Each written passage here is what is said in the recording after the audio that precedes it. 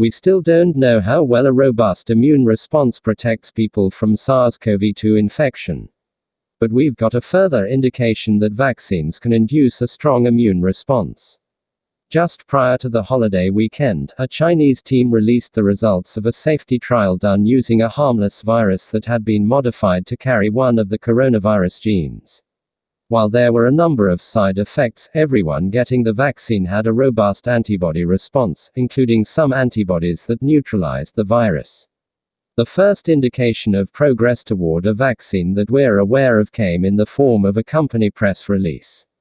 This new one comes in the form of a peer-reviewed article in the prestigious medical journal The Lancet.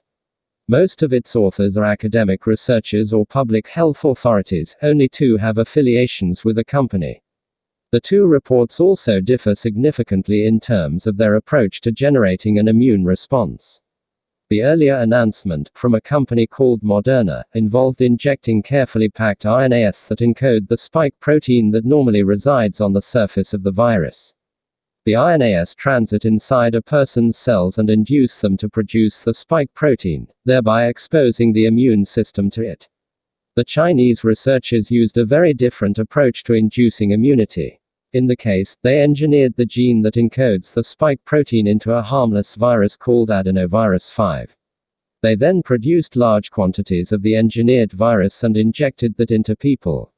Even though adenoviruses are essentially unrelated to coronaviruses, they use DNA as the genetic material, rather than RNA. The cells that the engineered viruses infect will produce the coronavirus spike protein, again exposing the immune system to it.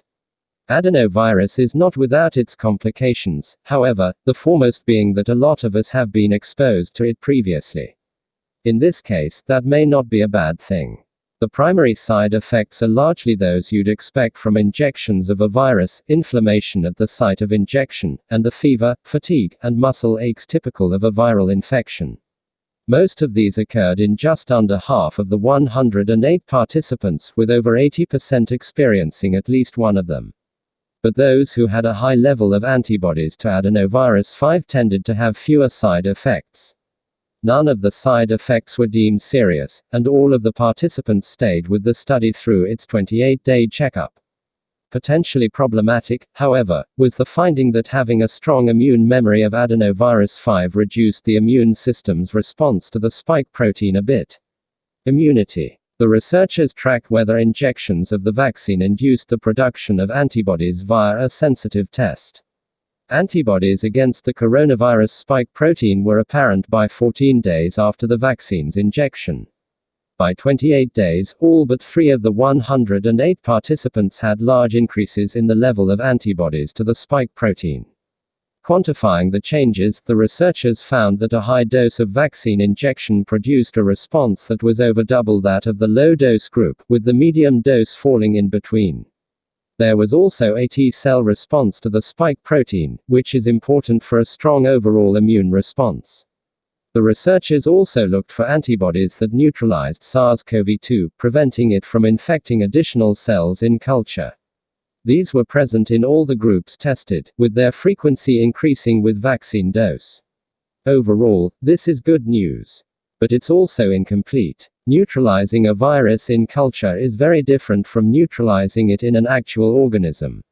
And there have been cases in the past where a vaccine has induced antibodies that make it easier for a virus to infect cells by stabilizing the conformation in which the virus latches onto cells. So, we don't know if the antibody production seen here will mean protection. That's an issue for the next round of trials. The authors also note that the participants were all younger than 60, so they didn't include the population that's at highest risk of infection. Still, the work joins a number of similar studies that indicate it's not difficult to produce an antibody response to SARS-CoV-2, and that response will typically include antibodies that neutralize the virus in tests. What we're currently lacking are 2 pieces of key information. One is whether neutralizing antibodies effectively blocks the spread of the virus in people. We should get some information on that as we start to wrap up trials of the use of blood plasma from previously infected individuals. The other key question is how long any immunity lasts. There have been a couple of reports of possible reinfections, but they remain rare and the details of what's happening are lacking. This may be a question that we'll just need time to answer.